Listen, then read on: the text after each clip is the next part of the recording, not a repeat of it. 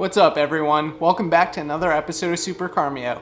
In today's episode, we're going to be doing something a little bit different. We're going to be doing a car check on my next project, a B5 S4. It happens to be my brother's car, but I've always loved the B5 S4. It's a twin-turbo V6, smooth, linear power delivery, just a pretty badass car for the time, and I think they've aged pretty well. Let me know what you guys think. I know it might be hard to tell that I'm into German cars just because of my garage, which is pretty much all Japanese cars, but I still have a sweet spot for these cars. There's something to be said about German engineering and precision and all the creature comforts that have been most of them. And don't worry, I'm still gonna stick to mostly JDM content, but I thought it'd be fun to just change it up for you guys and try something new. Without further ado, I'd like to introduce you to the B5 S4.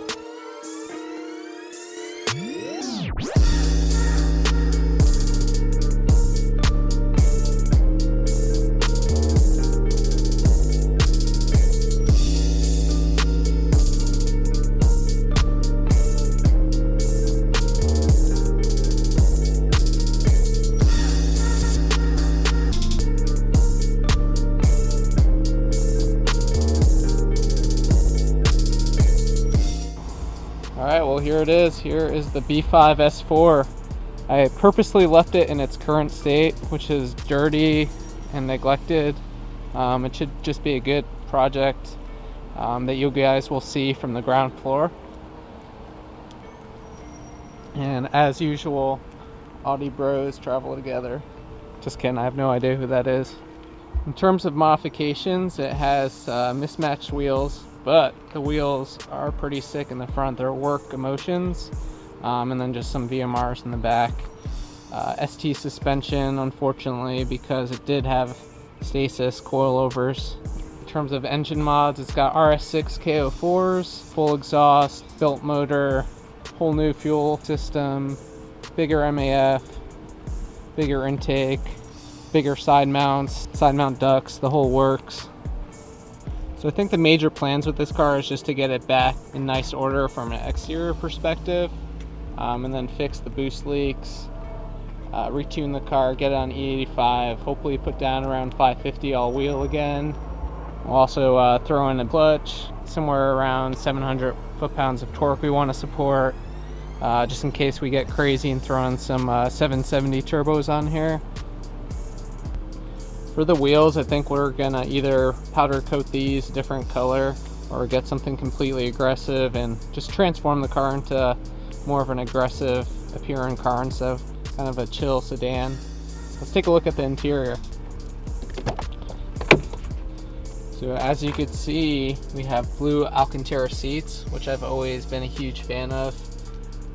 The interior is way more luxurious than something like the Evo or even the RX-7. So it's a really comfortable car to be in. So yeah, let's take a ride in this thing and see what's up.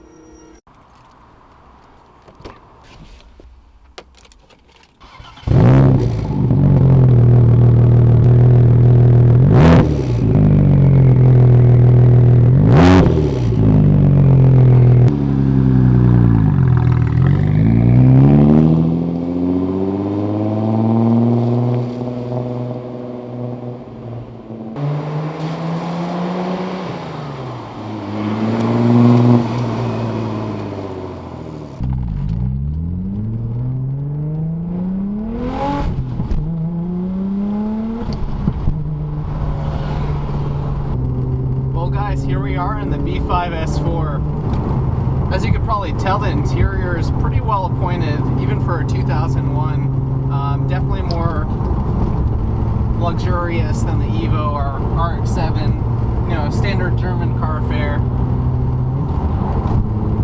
I think they nailed it in terms of design and overall aesthetic. Everything is right where you want it to be. Steering wheel feels good.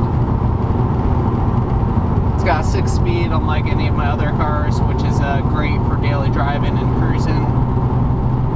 So one thing I really dislike about this car, as you can probably see, is the shifter. It's a short shifter, and in my opinion, I just think that stock shifters that are rebuilt with new fluids are pretty much as good as it gets.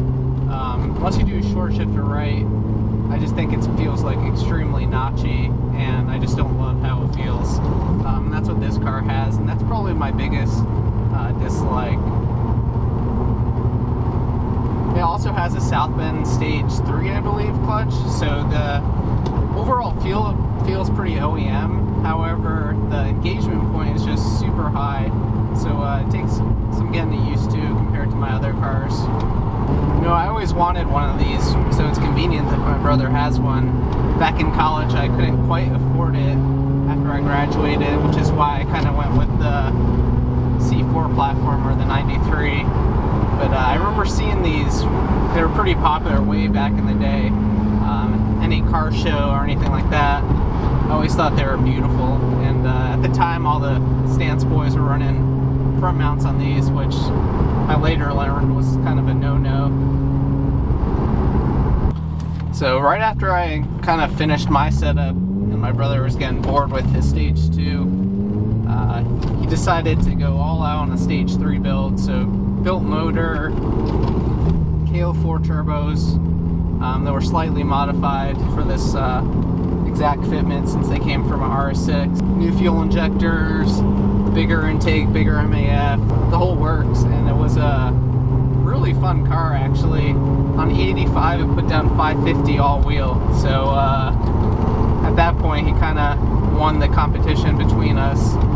It was a really quick car, probably the quickest out of all of our cars for a while. But I guess the whole point of this video is to show where it's kind of fallen, and right now it needs a new clutch, it's slipping. The car has some severe boost leaks, so it's in limp mode, so I can't even boost it. Needs to be retuned. So the whole goal of this series is just to get it back in working order, and of course while you're there, modify some things. Even still, with all these issues, the car drives really good. It's a 2.7 liter V6.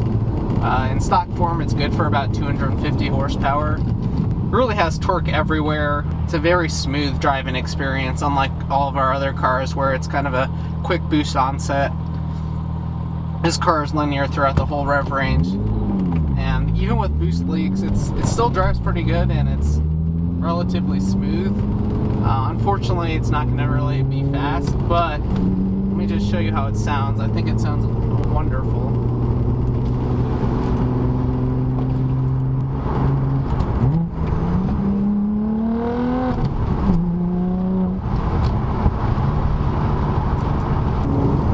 So yeah, as you could probably hear, it sounds glorious. I think it's one of my favorite sounding cars. I almost think it sounds like a Mark IV Supra. Not too raspy, it's very refined, which I like.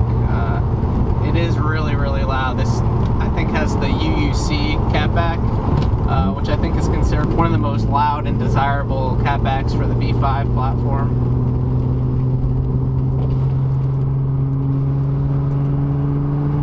Dang, it sounds so good though.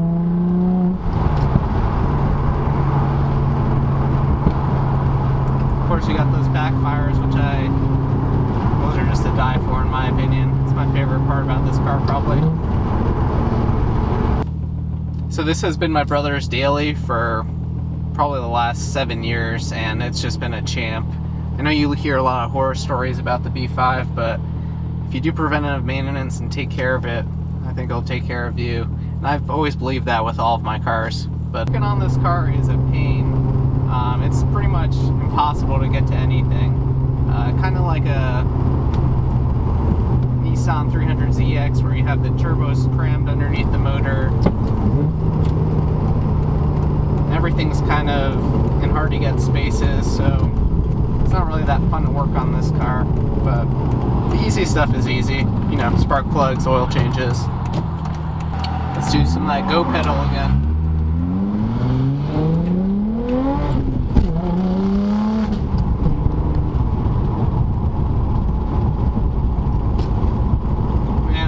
Crazy to think that this car's not even boosted right now, which is why I said back when I was running right, this thing was a handful. It was spinning tires in third, and I'm looking forward to getting it back in that condition so you guys can see it.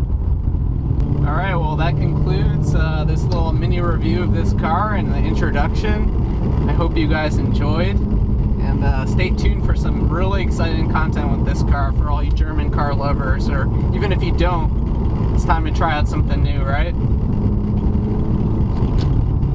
Peace out, guys.